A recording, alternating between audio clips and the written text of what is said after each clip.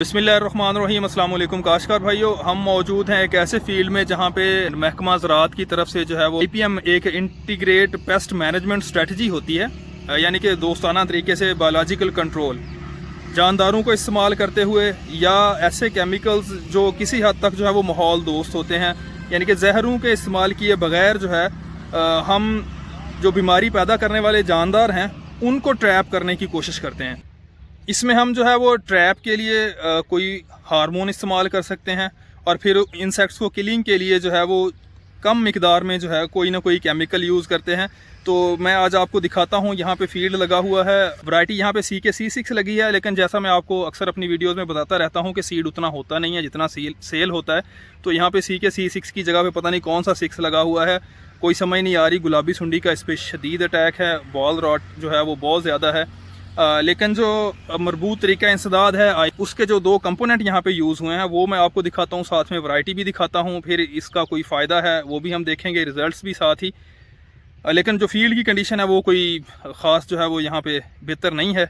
चलें देखते हैं कि कौन कौन से कंपोनेंट्स हैं IPM के यहाँ पे और उनके रिज़ल्ट्स जो हैं वो क्या हैं। ये गुलाबी सुंडी जब से मैं आया हूँ हमने यहाँ पे 2 से 3 टिंडे देख लिए हैं इसी तरह के, बहुत ही कम उसमें। और ये CK-C6 की हालत ये देखें, ये राय के बाद की काश्त है, बॉल रॉट जो है वो यहाँ पे अरूज पे है, जबकि फार्मर के बकौल उसने इसकी बेहतरीन मैनेजमेंट की कोशिश की है। बट स्टिल ये राय की काश्त के बाद इस प्लॉट से जो है बकौल मालिक के जो है उसने अभी तक जो है वो 16 मन पिकिंग की है, जो कि मेरे ख्याल में राय की काश्त के बाद अगर आप कपास लगाते हैं तो बहुत ही कम है। मैं तक जो है वो यहाँ पे अगर वैरायटी अच्छी हो, मैनेजमेंट अच्छी हो तो 35 से 40 मन पिकिंग हो जानी चाहिए थी। चलें खैर, ये तो माफिया का एक और रूप है जो मैं आपको अक्सर बताता रहता हूँ कि सीड जो है उसके बारे में बड़े मोहतात रहा करें।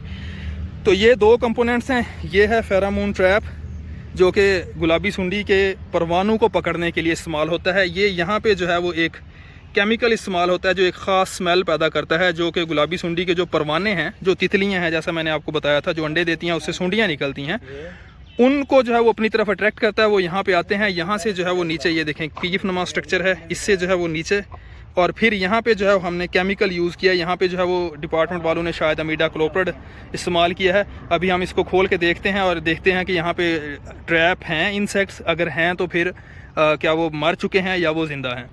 ये खोलिएगा प्लीज़।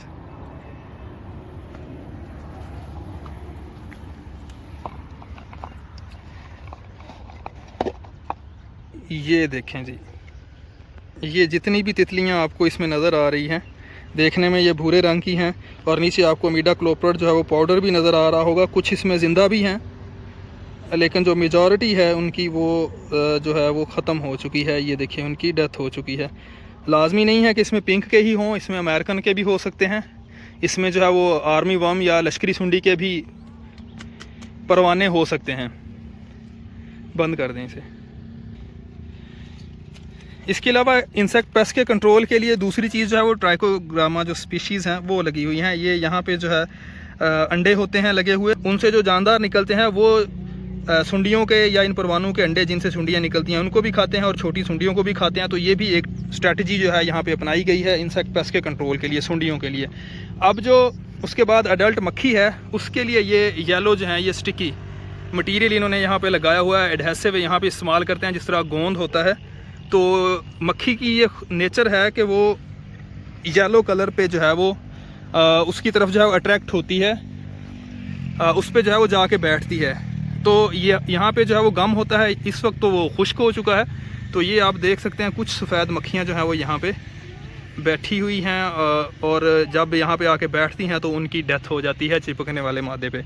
तो ये 2-3 तरीके थे जो इस्तेमाल किए गए हैं इंटीग्रेटेड पेस्ट मैनेजमेंट में। इतना बेहतरीन इन्होंने मैनेज किया हुआ है, टाइमली कास्ट है, वीड्स भी तकरीबन कंट्रोल में हैं। मेरे साथ यहाँ के जो है वो मालिक हैं वो भी साथ ही हैं जो मैनेज कर रहे हैं, लेकिन फील्ड की कंडीशन जो है ना वो सिर्फ एक सीड नाकस होने की वजह से ये देखें जिन टिंडों ने एवरेज देनी थी, ये वो टिंडे हैं जो हमारे जो हैं 1 अगस्त में, यानी कि जो भरपूर वज़न देने वाले टिंडे होते हैं वो हैं जो गल चुके हैं। ये देखें ओपनिंग ही नहीं हुई। अब इतनी इन्होंने केमिकल्स भी यूज़ किए हैं, साफ ज़ाहिर है, और उसके अलावा इंटीग्रेटेड पेस्ट मैनेजमेंट की स्ट्रेटजीज़ भी इस्तेमाल की हैं, लेकिन फिर भी जो है सीड नाकस होने की वजह से ये हालात हैं। अब ये देखें CK-C6 का टिंडा CK-C6 वैरायटीज़ जो हैं अगर फेमस हैं तो अपने चौड़े पत्ते की वजह से, बड़े बॉल साइज़ की वजह से, लेकिन हमारे जो है वो फार्मर बेचारा जिसको इतनी नौ हो नहीं होती, उसको किस तरह से सीड माफिया लूटता है और फिर उसके अल्टीमेटली रिजल्ट्स क्या निकलते हैं, ये आज आप फील्ड में जो है वो लाइव देख रहे हैं। ये देखें जो सूरत हाल बनाई हुई है, बिलीव मी बड़ा मतलब दुख हुआ है ये सूरत हाल देख के। और मालक से इस्तफसार पे पता चला है कि 12,000 रुपये का सीड यहाँ पे उन्होंने CK-C6 लेके ये लगाया है, जो कि खुदा ना खासा अगर फ्री में भी कहीं से मिले इतना नाका सीड जो है वो बंदा कभी ना लगाए। तो आज की ये वीडियो बनाने का जो बुनियादी मकसद था वो ये है कि आप इंटीग्रेटेड पेस्ट मैनेजमेंट यानी कि मुख्तलिफ टेक्निक्स को इस्तेमाल करते हुए अपने ख़र्च को यकीनी तौर पर कम कर सकते हैं, लेकिन जो बुनियादी रूल है, जो बेसिक है अच्छी पैदावार की, वो अच्छी वैरायटी का इंतखाब है। आपका सीड का सोर्स जो है वो रिलायबल होना चाहिए। अगर आपका सीड अच्छा नहीं है तो फिर अक्सर प्रॉब्लम ये होता है कि ये वैरायटीज़ दी जाती हैं पिंक फ्री, ग्लाइफोसेट फ्री करके।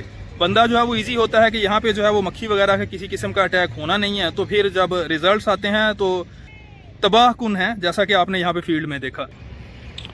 फिर जब सुंडियों का अटैक होता है तो टिंडे जो हैं वो जिस तरह कहते हैं सुराख होने की वजह से हर किस्म के फंगस की, बैक्टीरिया की वहाँ पे ग्रोथ होती है, नतीजतन ओपनिंग नहीं होती।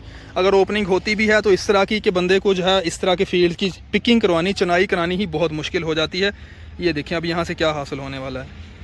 तो अल्टीमेटली इंटीग्रेटेड पेस्ट मैनेजमेंट के अपनी जो आपकी बायो लैब्स हैं डिस्ट्रिक्ट की, उनसे रब्ता करके वहाँ से ये जो तरीक़ेकार है इसको भी आप अपनाएं, अच्छी बात है।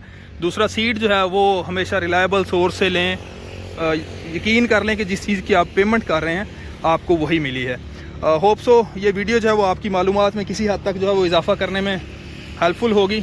मज़ीद मालूमात के लिए कमेंट बॉक्स में या डायरेक्ट व्हाट्सएप के थ्रू या इस वीडियो की डिस्क्रिप्शन में हमने अपना व्हाट्सएप ग्रुप का लिंक दिया हुआ है, उसके ज़रिए आप हमें व्हाट्सएप ग्रुप में ज्वाइन कर सकते हैं।